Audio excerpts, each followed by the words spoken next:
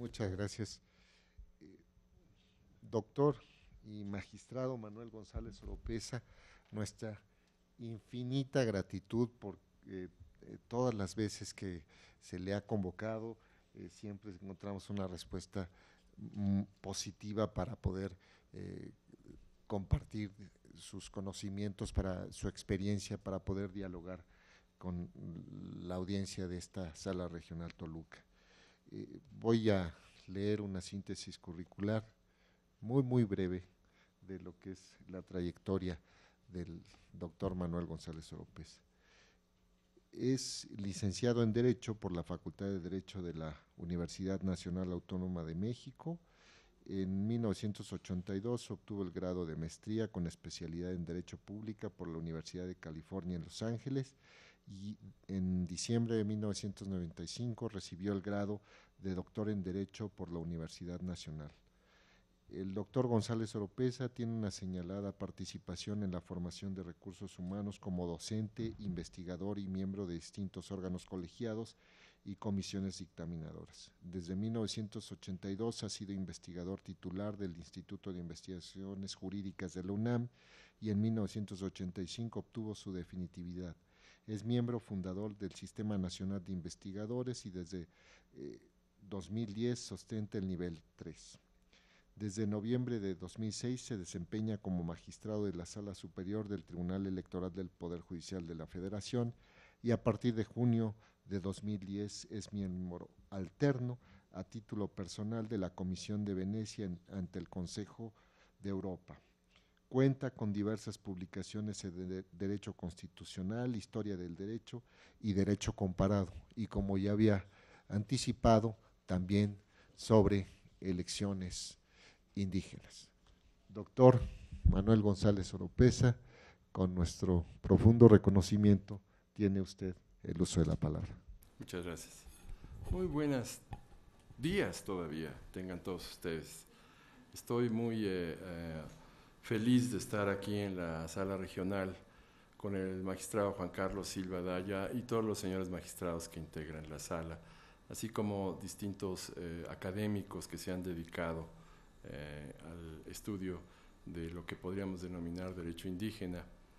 Me complace también mucho la presencia de todos ustedes, miembros de comunidades indígenas, que tienen un acercamiento a esta instancia jurisdiccional muy sano, muy conveniente, no solamente para ustedes, sino para nosotros mismos, que nos beneficiamos de seguramente su experiencia, su conocimiento. Ustedes son parte de la sociedad mexicana, pero se han dado cuenta que las leyes en México no tenían un reconocimiento hacia las comunidades indígenas, debido a que, bueno, el forjador del Estado mexicano, y diría yo, el forjador del Estado mexiquense, el creador de la Constitución del Estado de México, José María Luis Mora, en el siglo XIX, diseñó el liberalismo como una sociedad sin distinciones, una sociedad igualitaria, una sociedad sin las antiguas divisiones que heredábamos del régimen colonial. Y eso fue un muy buen avance, nos distinguió inmediatamente de otras naciones y tratamos de avanzar lo más posible en consolidar el concepto de igualdad. Pero ese concepto de igualdad, engañoso aparentemente para todos, todas las mismas condiciones y el mismo tratamiento para todos, dejó de lado algo que es muy apreciado en nuestro país, que es las raíces indígenas de nuestro país. Para no discriminar, nosotros establecimos leyes con un tratamiento igualitario, sin distinciones, pero en el fondo las comunidades indígenas, los pueblos aborígenes de nuestro país, tienen orígenes distintos, y el reconocimiento de esa distinción tratando de evitar cualquier dejo de discriminación, fue hasta el siglo XXI, imagínense ustedes. En el siglo XXI reformamos la Constitución y estamos reformando las leyes para tratar de establecer reglas aceptables de convivencia entre la sociedad pluricultural que es México, entre sus pueblos aborígenes y la demás sociedad mestiza, la mexicana. Aunque es un problema de siempre, el tratamiento igualitario de estos grupos, hasta muy recientemente el Estado mexicano ha tratado de aportar sus instituciones para que esa igualdad sea reconociendo la diferencia de los pueblos aborígenes, la cultura propia de los pueblos aborígenes. Y en eso estamos. Estamos en una construcción muy joven, en una construcción muy apresurada, si se quiere. Estaba yo leyendo ahora que las reformas constitucionales, energéticas, han sido apresuradas. Bueno, también hay otras reformas indígenas, por ejemplo, que se han tomado de manera apresurada y que estamos tratando de implementarlas de la mejor manera, con la ayuda de las comunidades, por supuesto. En esta implementación hemos tomado en cuenta, como seguramente desde la primera conferencia ustedes fueron informados, hemos tomado en cuenta toda la movimiento internacional de tratados internacionales que han fijado a México el cauce que debemos de seguir, que es el respeto a los usos y costumbres, a los sistemas normativos, el reconocimiento de las autoridades indígenas en plena consonancia con las autoridades del resto del país. Al principio saben ustedes que fue difícil porque la sociedad mayoritaria mestiza consideraba que estos reconocimientos de sus autonomías y de sus sistemas normativos iban a romper con la unidad del esquema nacional, del derecho nacional. No hay cuestión más falsa.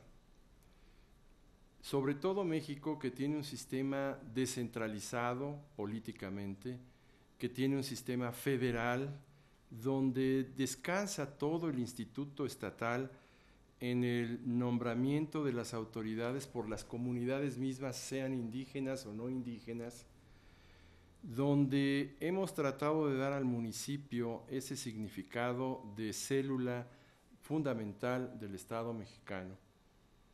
Todas estas consideraciones hacia las comunidades debían de haber sido entendidas desde un principio de la manera en que es. En el año 2001, gracias a la firma del convenio 169, que seguramente ustedes conocen, de una organización internacional, se fijó el rumbo de reconocimiento de los llamados derechos indígenas. Y en esta consagración constitucional, en el artículo 2, se fijaron las bases para el reconocimiento de esos derechos. Algunas ya venían desde los años 90 en el artículo 4, como la definición de que México es una nación con una composición pluricultural. En realidad, creo yo que el constituyente evadió el término pluriétnico y yo considero que es lo correcto, porque finalmente es una pluriculturalidad. Porque finalmente los mexicanos no tomamos como base la raza o la etnia, como otros países al norte, sino que debemos de tomar en cuenta la importancia de las diversas culturas que cohabitan en nuestra sociedad. Pero además se establecieron esos principios como lineamientos para regular los derechos indígenas en este artículo 2 de la Constitución. He de decir al principio que estos derechos tienen que ser protegidos, preservados, implementados, no solo por las autoridades federales, sino también por las autoridades estatales y por las municipales. En otras palabras, el hecho de que esté en la Constitución Federal no significa que solo el gobierno federal o las autoridades federales estén obligadas a implementarlo o acatarlo, sino todas las autoridades en el ámbito de su competencia lo deben de hacer, incluyendo, fíjense ustedes, las autoridades tradicionales de los pueblos indígenas. También ustedes son corresponsables de garantizar los derechos de sus comunidades, así como cualquier otra autoridad. Esto porque recientemente han de saber que en el artículo 1 de la Constitución, el que antecede al segundo, está previsto que todas las autoridades, dice el párrafo 3 del artículo 1, todas las autoridades en el ámbito de sus competencias tienen la obligación de promover, respetar, proteger y garantizar los derechos humanos de conformidad con los principios de universalidad, interdependencia, indivisibilidad y progresividad. En otras palabras, todas las autoridades estamos obligadas a, en el ámbito de nuestra competencia municipal, de agencia municipal también, o estatal o federal, de respetar los derechos que de manera esquemática se esbozan en el artículo 2, pero que se complementan con leyes reglamentarias de este artículo. El primer lineamiento que nos da el artículo 2 es la conciencia de identidad indígena. Es decir, ustedes saben que mayormente se ha definido a alguien como integrante de la comunidad indígena por su autoadscripción. Y esto significa que no hay un perfil racial ni siquiera, sino sencillamente la identidad de la cultura. Yo, por ejemplo, me sorprendí cuando en una comunidad indígena del estado de Guerrero, pues todos los habitantes que hacen además estas maravillosas artesanías de Olinalá son personas de tez blanca y son más o menos altos. En cambio, yo me sentí ajeno porque yo no tengo la tez blanca y todos ellos hablando en náhuatl y yo solamente hablando en español. Entonces, la identidad indígena empieza a crearse a través de la lengua, del idioma, que son muchas afortunadamente en nuestro país. Me ha dicho el magistrado Silva Adaya que hoy vamos a escuchar algunas voces en otomí o en algunas voces quizá en náhuatl que están aquí y me encantará escucharlos. Yo no les podré responder, pero evidentemente la autoadscripción indígena empieza por el idioma. Un idioma que en algunas comunidades se empieza a perder, pero que afortunadamente todavía tenemos una diversidad y una riqueza que hay que proteger y respetar.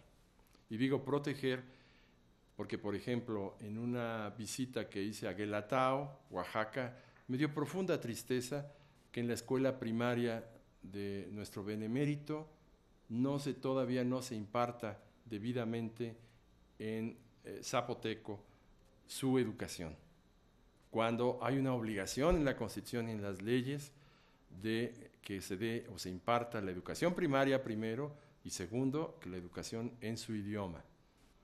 Esto es fundamental precisamente para preservar la cultura indígena. La educación es lo fundamental. Y la preservación del idioma es también importante.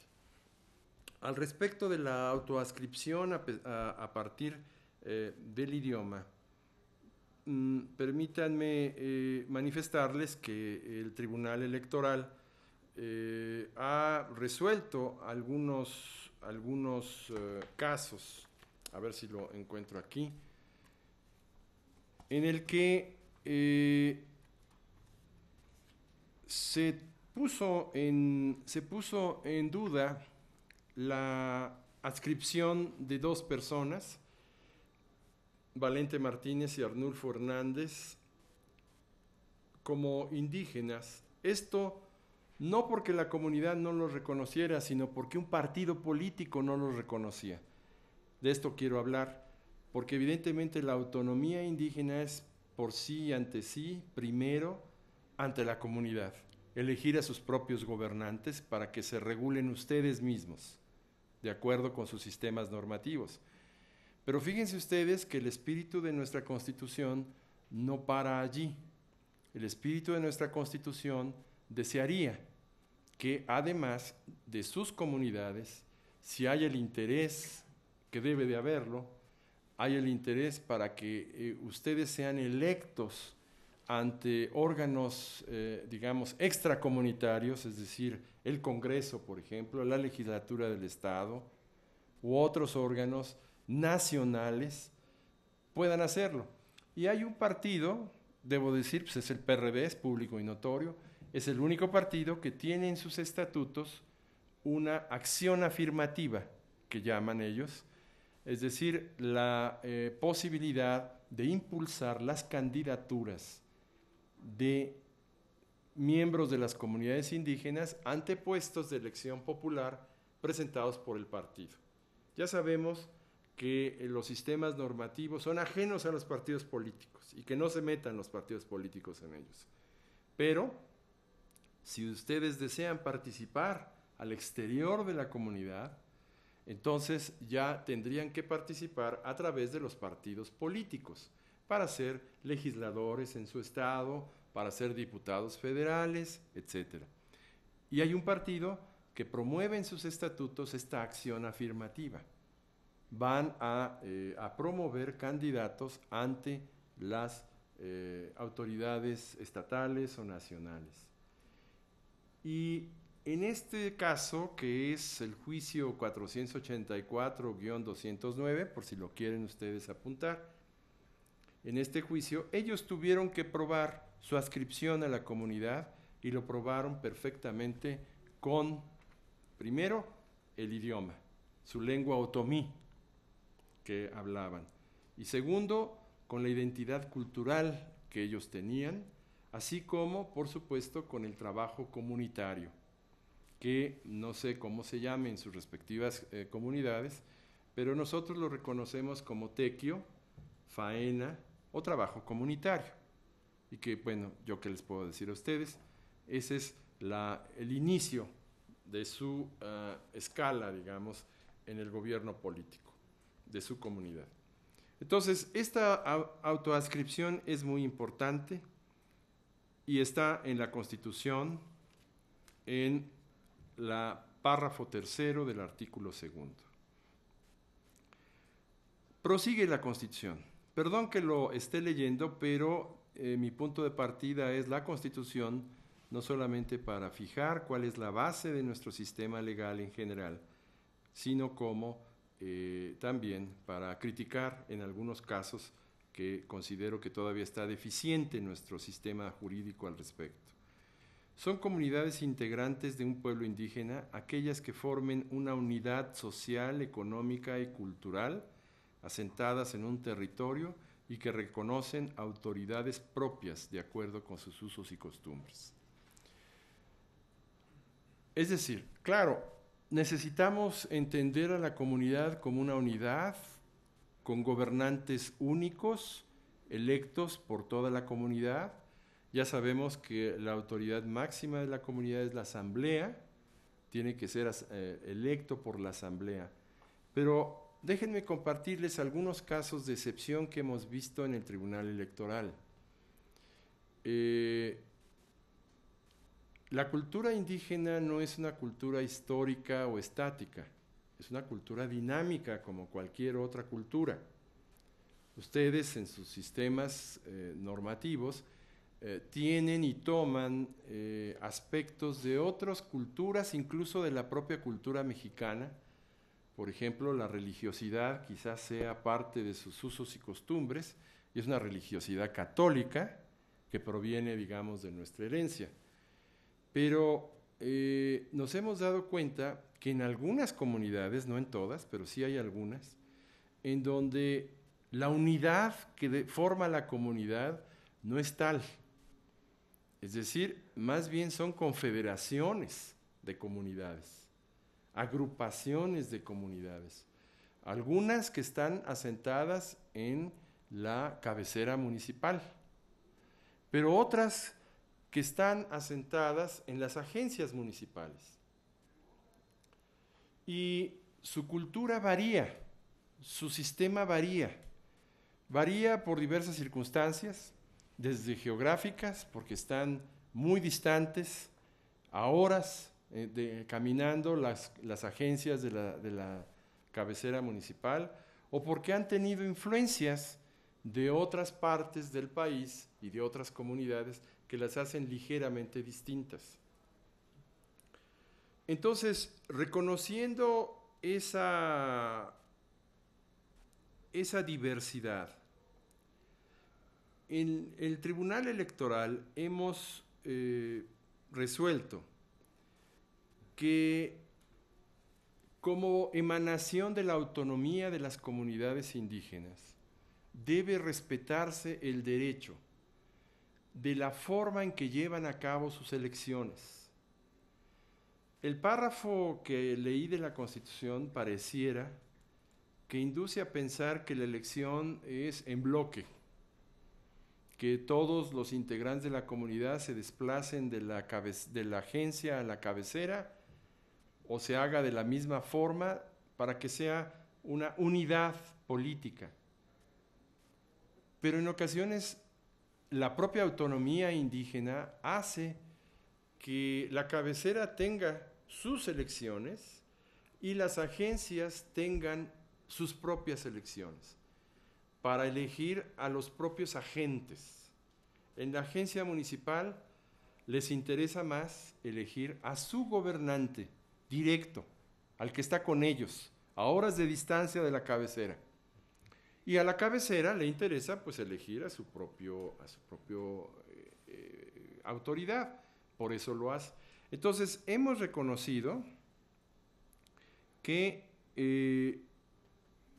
cada una de las agencias y la cabecera puedan en algún momento elegir a sus respectivos y propios gobernantes, de la manera en que su sistema normativo lo tenga. Y esto ha provocado la paz al interior de esos municipios, porque cuando la cabecera municipal impone a las agencias formas, estilos, autoridades, empiezan las agencias a estar tensas y a provocar violencia. Tuvimos un caso, bueno, hemos tenido varios casos. Ahora recuerdo el caso de Chuapam, en el estado de Oaxaca, donde esa tensión llevó a la violencia, desafortunadamente a la muerte de algunas personas, y la única manera para lograr la paz social era no reconocerle la unidad política a la comunidad, sino reconocerle la descentralización de esas autoridades. Claro, todas ellas tienen que coordinarse entre sí, y el presidente municipal tendrá la personalidad que tienen todos los presidentes municipales en nuestro país, pero evidentemente creo yo que debe de reconocerse esta diversidad y esta descentralización. El derecho de los pueblos indígenas a la libre determinación se ejercerá en un marco constitucional de autonomía que asegure la unidad nacional, efectivamente. Ahora, en esa autonomía,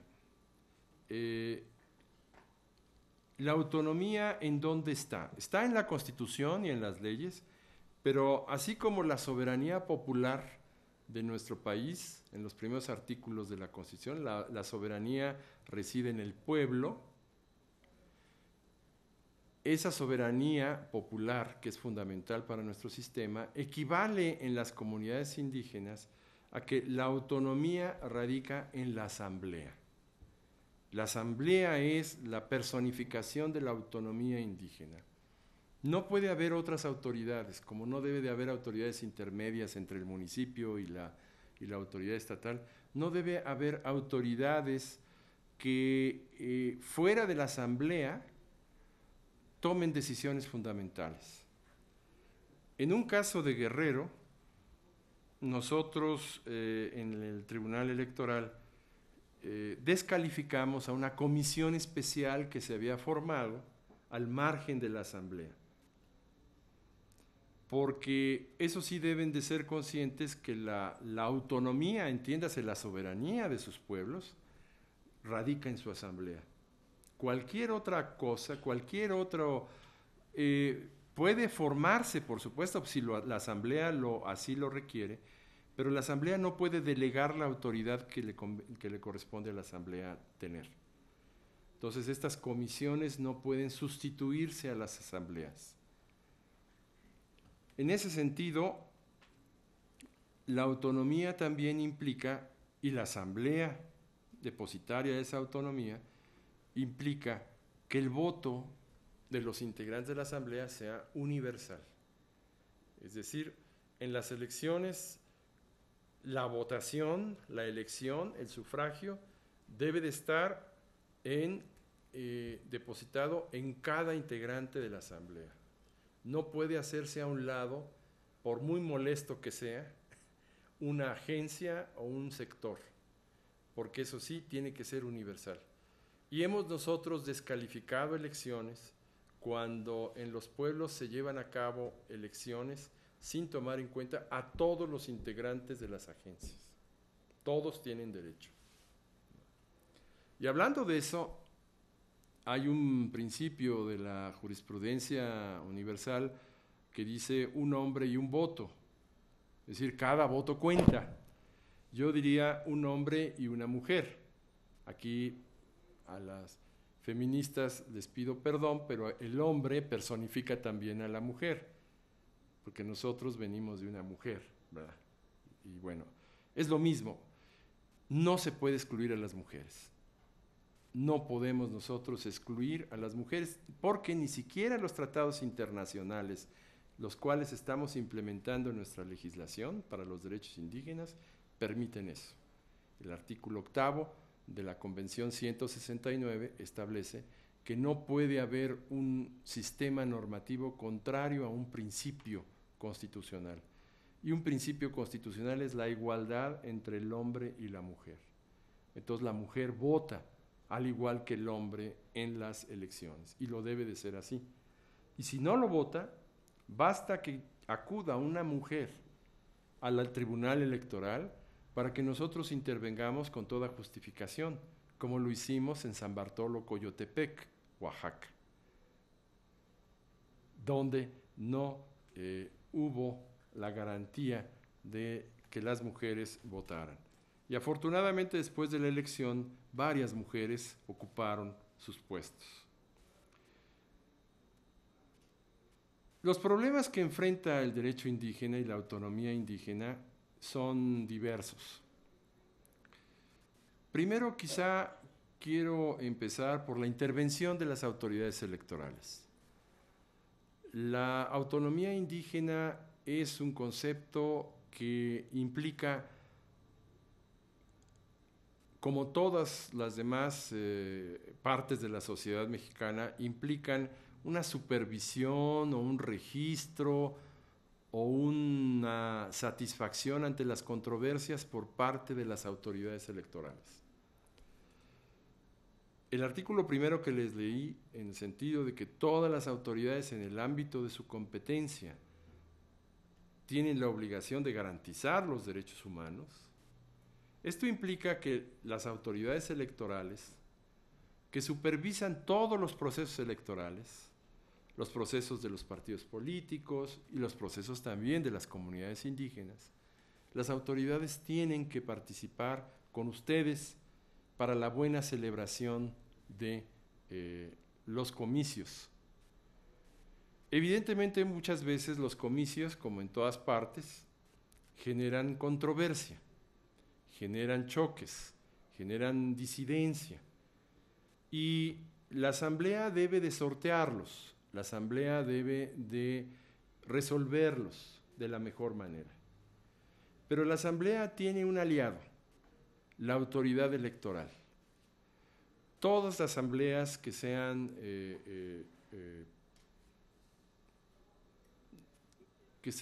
importantes, pero que a la vez no sean fáciles de llevar, requerirán de la presencia de un representante de la autoridad electoral, del Instituto Electoral del Estado. Y lo tendrán ustedes que exigir, y tienen ustedes derecho a que esa autoridad esté presente.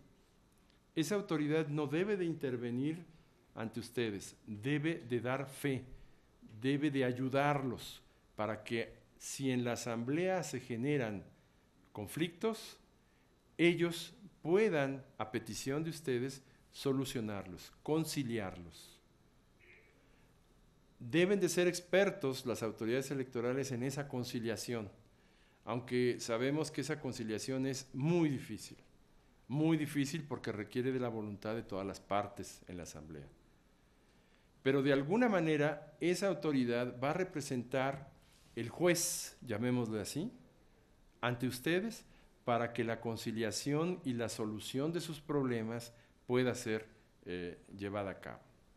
Por ejemplo, déjenme decirles cómo resolvimos el caso de Choapam, que fue muy conflictivo, violento, donde la cabecera municipal no dejaba que las agencias intervinieran y las agencias en principio también atacaban a la cabecera por eso. El problema era de que las elecciones se realizaban en la cabecera municipal, como es costumbre en casi todos. Al final de muchas negociaciones, lo que se logró fue que las elecciones se llevaran a cabo en cada lugar, en la cabecera, en la agencia municipal y en todas las demás agencias, para que no hubiese conflicto físico enfrentando todos los integrantes de la comunidad. Se llevaron a cabo así las elecciones y cada uno escogió a un integrante del cabildo, con el compromiso autentificado por la autoridad, con el compromiso de que todos ellos iban a cogobernar. Entonces, para eso sirve la autoridad, para llevar a cabo este tipo de acuerdos, que sean los más razonables, los más sensatos, para llevar a cabo las elecciones y el gobierno de la comunidad. En ocasiones hemos visto que las autoridades no participan de la manera idónea que nosotros esperaríamos. Si no participan así, de cualquier manera, ustedes acuden al Tribunal Electoral para que exijamos y obliguemos a las autoridades, desde el gobernador, lo hemos hecho, desde el gobernador de un estado, hasta el Congreso, lo hemos hecho también, y a las demás autoridades electorales y administrativas del Estado. Esto porque es la obligación de todos, es la obligación de todos. Entonces, en ese sentido no hay mayor problema. Un aspecto que se ha presentado recientemente en el Tribunal Electoral es que los miembros o algunos miembros de la comunidad piden una consulta al Instituto Electoral correspondiente para llevar a cabo una especie de plebiscito o una consulta popular sobre si se cambia el sistema del municipio de sistema normativo a sistema de partidos políticos, o viceversa. Esto, nos hemos dado cuenta, se da fundamentalmente en municipios que están cercanos a otros municipios de mayor tamaño y que son totalmente regidos por el sistema de partidos políticos. Ustedes saben que hay municipios que están junto a ciudades y entonces esas ciudades pues hacen que sus habitantes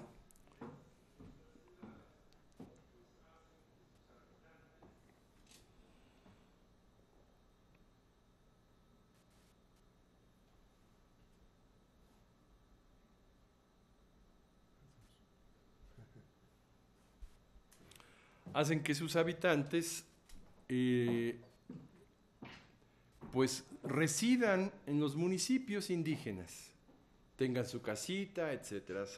Es el famoso fenómeno de la conurbación. Y ese fenómeno hace que habitantes de una sociedad que no es indígena vayan a vivir a los terrenos agradables, fértiles de una comunidad indígena. Y viven allí y tienen su domicilio allí. Y en ocasiones, como esto ha pasado con algunas comunidades en Oaxaca, en ocasiones esas comunidades atestiguan el ingreso desmesurado de los otros que vienen de esa ciudad y se van y se ubican en el territorio de su comunidad. Y entonces, de pronto, quizá en ocasiones puedan ser iguales en población los legítimos integrantes de la comunidad con los avecindados, con los que no son indígenas. Ese es un problema que tenemos, evidentemente, y muchas veces los avecindados pues dicen, mis servicios en ocasiones se cuestionan a hacer un trabajo comunitario que me es ajeno porque yo no me adscribo a la comunidad indígena, ¿no? Entonces, en esas circunstancias necesitamos pensar ustedes y nosotros cuál es la mejor solución, porque no podemos ni imponerles a ustedes un sistema que es el de la sociedad mestiza, ni tampoco podemos, también hay que decirlo, desproteger a la sociedad mestiza en frente de algunas reglas de excepción. Tenemos entonces que llegar a un arreglo. No sabemos cómo, pero creo yo que esa es la llave de la democracia, la tolerancia mutua, el respeto mutuo. Entonces, este es un problema que quería yo someterlos a su consideración, porque evidentemente no lo haremos solos, sino es con la colaboración y el ingenio de ustedes para que ellos, los avecindados, lo respeten a ustedes, sin trastornarles sus sistemas normativos.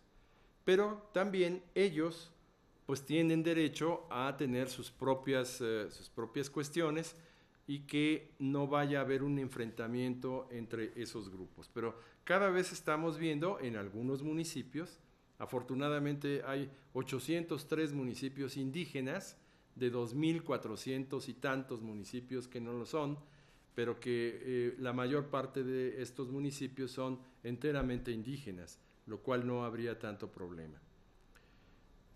En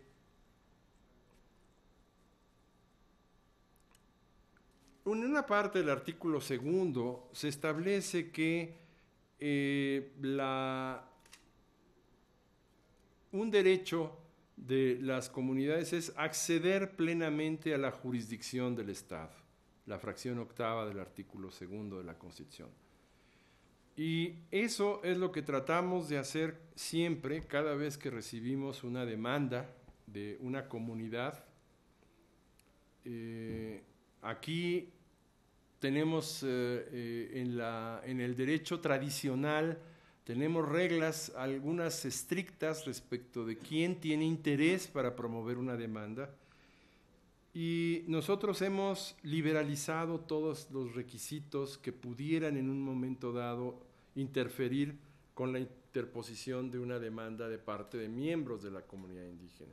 Basta un miembro de la comunidad indígena, sin que sea representante o sin que sea autoridad dentro de la comunidad, para que nosotros conozcamos y aceptemos la demanda, lo cual no ocurre en otras demandas. lo cual no ocurre en otros supuestos de ciudadanos, que en ocasiones pues tienen que tener la categoría de candidato, de representante de un partido, etcétera, para que nosotros podamos conocer de las demandas. Pero en el caso de Tanetxe, nosotros manifestamos que deberíamos de suplir los términos de una demanda defectuosa que pudiera plantearse, porque lo que interesa allí es proteger el derecho fundamental de ser parte de una comunidad indígena. Y en eso hemos actuado. Y por último, si me permite el magistrado, por último quisiera mencionar que en el caso de Cherán, de Michoacán, fue un caso, y es un caso emblemático para nosotros, porque la legislación del Estado de Michoacán no reconocía los derechos de las comunidades indígenas en el Estado. Entonces, cuando la comunidad de Cherán solicitó a la autoridad electoral que transformara su sistema de partidos políticos a un sistema normativo, la respuesta tradicional hubiera sido: no lo puedo hacer porque la ley de Michoacán no permite los municipios con sistema normativo indígena. Entonces, tanto el Tribunal del Estado, que era sigue siendo muy competente, el Tribunal mismo del Estado consideró que esta regla de que no estaba en la Constitución del Estado y en las leyes del Estado los municipios de carácter indígena, y por lo tanto no podía transformar ese municipio de partido político a indígena, pues era inconstitucional, por el artículo 2 precisamente, por la autonomía indígena. No importa que las leyes de los estados no contemplen la peculiaridad de las comunidades indígenas, y nosotros manifestamos a partir de Cherán que todos los estados, y déjenme decirles que hay muchos estados que todavía no contemplan la peculiaridad de las comunidades indígenas y que debieran de contemplarlo. Hay 22 estados que tienen leyes en materia indígena en general. Eso quiere decir que faltan 9 estados y un distrito federal que no lo tiene. Y todavía en materia de legislación falta mucho por hacer en esta cuestión. Pero entonces, a partir de la decisión jurisdiccional, creo que nosotros protegimos derechos igual que se protegen por los legisladores. Y con este mensaje quisiera yo terminar. En nuestro país ya es tan importante una ley como una sentencia. Tomemos el caso de Eufrosina Cruz, que seguramente ustedes recuerdan en una comunidad de Oaxaca. Eufrosina Cruz no se le permitió presentar su candidatura para la comunidad indígena donde habitaba, sencillamente porque era mujer. Y bueno, había otros pretextos, y como era mujer no había tenido la ocasión de prestar el tequio o el trabajo comunitario de la misma manera que los hombres, y en consecuencia pues no, estaba descalificada para presentarse. Sin embargo, Eufrosina Cruz hizo una elección paralela en su comunidad y resultó ganadora. Una mujer muy competente, muy capacitada, había estudiado, y en consecuencia toda la comunidad la conocía, la respetaba, y la mayoría de la comunidad votó por ella. Pero por supuesto que el sistema normativo de esa comunidad hacía que no se reconociera el derecho de ella. Entonces, ella acudió, digamos, al proceso político. Ella empezó a organizar una asociación civil, empezó a denunciar en los medios esta característica. No sin consecuencias, tuvo que salir de su comunidad porque tuvo amenazas, etcétera. Y al final logró que el Congreso del Estado de Oaxaca legislara sobre esa materia. Y ahora es diputada federal, claro.